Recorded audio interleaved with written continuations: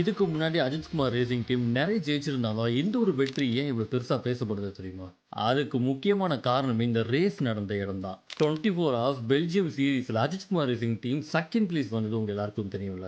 அது என்ன 24 hours சீரிஸ்னா motor ஸ்போர்ட்ஸ்ல டஃபஸ்டான ஃபார்மேட்ல ஒண்ணு தான் இது. அதே சமயம் ரொம்ப முக்கியமான என்ட்யூரன்ஸ் ரேஸாவும் இது பார்க்கப்படுது. இதுல ப்ரோ ஏம் அப்படின்ற கேட்டகரி ரொம்ப இன்ட்ரெஸ்டிங்கான ஒண்ணா இருக்கு. ஒரு டீம்ல 4 பேர் இருப்பாங்க. அதுல 2 பேர் வேர்ல்டு கிளாஸ் சாம்பியன்ஸா இருப்பாங்க. மிச்ச 2 பேர் ரேசிங்ல இன்ட்ரெஸ்ட் உள்ள பிசினஸ் மேனாவோ இல்ல அப்கமிங் டிரைவர்ஸாவும் இருப்பாங்க. இவங்க எல்லாரும் ஒண்ணா சேர்ந்து எப்படி 24 மணி நேரத்துல ரேஸ கன்சிஸ்டன்ஸாவும் ஸ்மார்ட்டாவும் முடிக்கிறாங்க. அதுலயும் யார் ஃபாஸ்ட்டா ரீச் பண்றாங்க அப்படின்றது தான் மேட்ரு. அங்க அவங்க ஓட்டுன ட்ராக்க பார்த்தீங்கன்னா, ஃபுல்லா மலையில தான் இருந்திருக்கு.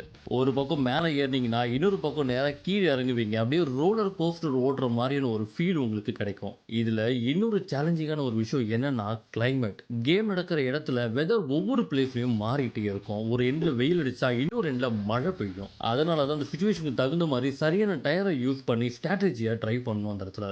அவரு ஃபாஸ்ட்டா போற கார் வச்சிருக்காரு. அதான் 2ண்ட் பிளேஸ் வந்துட்டாரு அப்படின்னு சில பேர் சொல்லுவாங்க. என்னதான் GT3 type car, high aerodynamics இதெல்லாம் இருந்தாலும், இப்படிப்பட்ட ட்ராக்ல அதுவும் ராத்திரி குளிர், மழை, ஸ்லிப்பரி கண்டிஷன்ல 24 மணி நேரமும் கன்டினியூஸா ஓட்டுறது வெறும் ஃபாஸ்ட்டா மட்டும் இருந்தா பத்தாதுங்க.